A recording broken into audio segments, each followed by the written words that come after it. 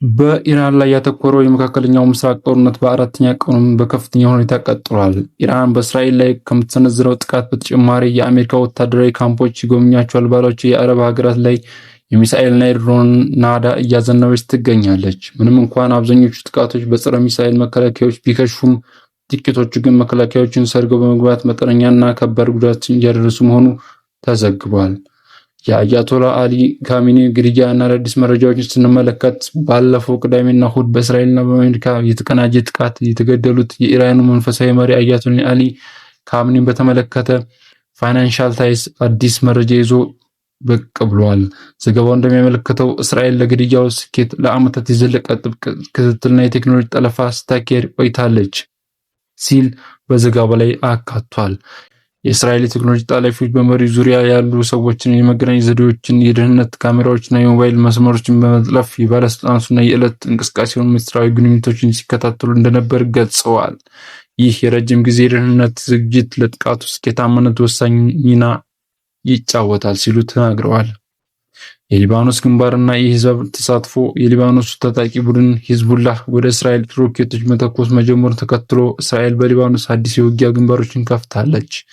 የእስራኤል መከላከያ ሚኒስትር እስራኤል ካትዝ እንደገለጹት እግረኛ ጦር ወደ ሊባኖስ እንዲገባ የተደረገው የሂዝቡላህን የሮኬት ጥቃቶች ለመቆጣጠርና ታጣቂዎችን ከድንበር ለማራቅ ነው ሲሉ ተናግረዋል።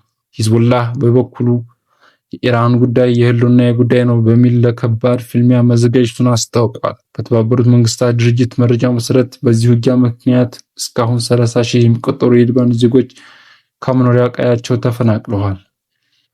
ኢራን በሳውዲ አረቢያ በኳታርና በኩዌት ላይ ያነጣጠረ ጥቃት እየሰነዘረች ትገኛለች። የኳታር የተፈጥሮ ጋዝ ማምረቻ እና የሳውዲ የነዳጅ ማጣሪያዎች ጥቃት ሰለባ መሆናቸውን ተከትሎ ኳታር የፈሳሽ ተፈጥሮ ጋዝ ምርቷን አቋርጣለች። ከዚህም በላይ ኢራን ወሳኝ የሆነውን የሆርሙዝን የባህር ወሽመጥ በመዝጋቷና በማስፈራራቷ ምክንያት የዓለም የነዳጅ ዋጋ በአንድ በርሜል እስከ $200 ሊደርስ እንደሚችል ተነግሯል።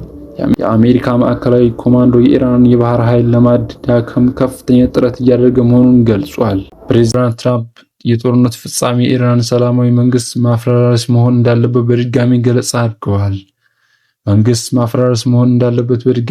አድርገዋል። የአሜሪካ ስቴት ዲፓርትመንት በሳውዲ አረቢያ፣ በተባበሩት አረብ ኤሚሬትስ፣ በባህሬን፣ በኩዌት እና በኳታር የሚገኙ ዜጎቹ በአፋጣኝ ሀገሪቱን ለቀው እንዲወጡ ቀጭን ትዕዛዝ አስተላልፏል። ጦርነቱ ከጀመረ ወዲህ 6 የአሜሪካ ወታደሮች መገደላቸውና የ18 መቁሰላቸው ተረጋግጧል።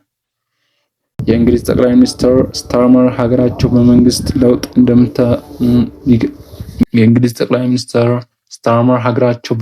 ለውጥ እንደምታምን ቢገልጹም አሜሪካ በቁጵሮስ የሚገኙ ወታደራዊ ቤዛቸውን መጠቀም እንደምትችል ፈቅደዋል።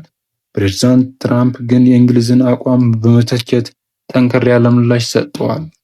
በአሁኑ ሰዓት መላው ዓለም በከፍተኛ ስጋት ውስጥ ሆኖ የቀጠናውን ሁኔታ እየተከታተለ ይገኛል።